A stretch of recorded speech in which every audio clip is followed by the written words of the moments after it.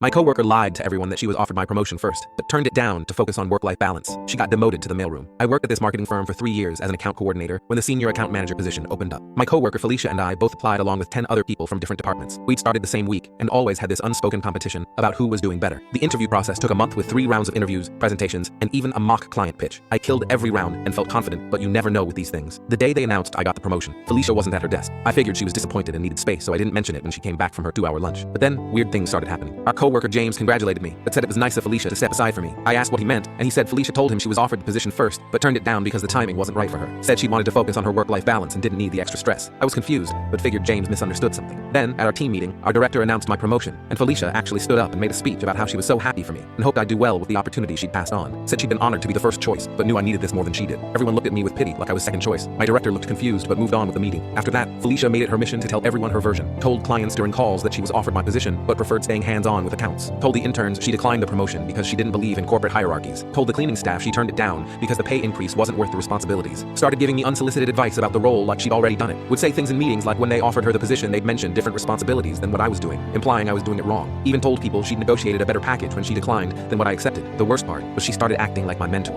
Would pull me aside to give tips about managing accounts she'd never managed. Forwarded me articles about leadership, saying she wanted to help since she'd already been through the selection process successfully. Even offered to share the presentation she'd done that supposedly got her the offer, except she'd never made it past the first interview. I knew that for a fact because my friend in HR told me Felicia had bombed her first interview so badly they'd almost laughed. But I couldn't say anything without looking petty or insecure. Then Felicia made a fatal mistake. She told our biggest client during a lunch meeting that she'd turned down my position to keep working directly with them because she valued their relationship. The client was impressed and mentioned it to our CEO at a golf tournament. Said how lucky we were to have someone so dedicated she'd turned down a promotion to maintain client relationships. Our CEO was confused because he'd personally reviewed all the promotion decisions and knew Felicia was never offered anything. He pulled the interview files and found Felicia's scores. She'd ranked last out of 12 candidates. Her presentation was marked as unprofessional and her mock pitch had lost the fictional client. The feedback actually recommended she receive additional training before being considered for any advancement. The CEO called Felicia in for a meeting with HR present, asked her directly about telling the client she'd been offered the senior manager position. Felicia doubled down and said she had been, that HR must have made an error in the documentation. That's when they pulled up the emails. Felicia had never received an offer because she'd never made it past round 1, but they found emails where she'd been asking other departments if they had openings because she was worried about her performance review. The investigation revealed Felicia had been lying about multiple things. She claimed she had an MBA on her LinkedIn, but never finished her bachelor's. Said she'd managed accounts at her previous job, but was actually an intern. Even lied about winning a marketing award that didn't exist. All things that would have been caught if she'd progressed in the interview process, but she'd failed too early for deep verification. She got demoted to mailroom coordinator and had to send an apology email to the entire company for misrepresenting her achievements. The client she'd lied to dropped us because they couldn't trust a company that employed someone so dishonest. Felicia tried to blame me, saying I'd made her feel insecure, but everyone saw through it. She quit after a week of delivering mail to people she used to claim she was superior to. Last I heard, she was working at her uncle's insurance company as a receptionist. Meanwhile, I got promoted again 6 months later to director when my boss left. Felicia applied for an entry-level position at my company last month, and I got to personally reject her application with a note saying the timing wasn't right.